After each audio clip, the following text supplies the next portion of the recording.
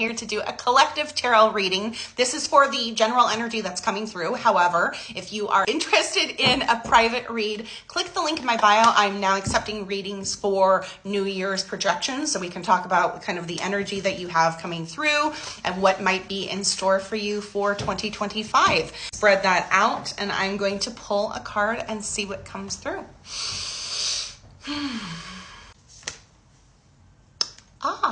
Okay. Hello, devil friend. Let's talk about this card. Major Arcana, big life stuff.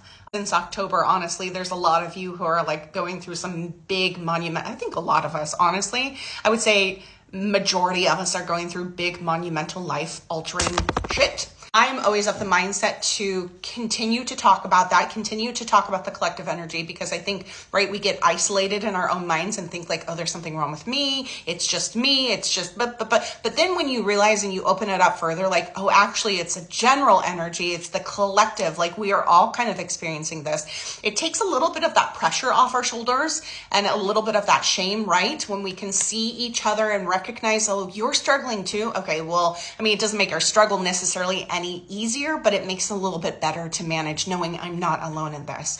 So we have the Devil card, right? And when you look at it, it is pretty like ominous. It's pretty scary. What I want you to really take focus in on is this string that's kind of tied around these two individuals. What's really interesting though is the string is really light and it's really faded. So it's kind of like this ominous energy has attachment to you and has the ability to kind of lure you in, but you also have agency to take this string and kind of snip and remove this ominous energy from you, because we tend to think, right, oh, this thing that's happening to me has all this control over me, and we freely give away our agency and our authority without realizing, well, hold up, some of this, I wonder, is it choice?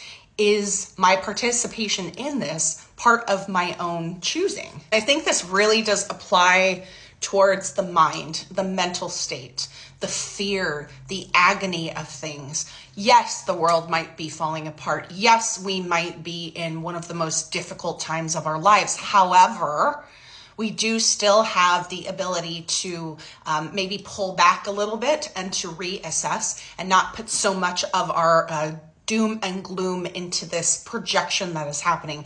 I see a lot of this happening on TikTok, and I get wrapped in this too.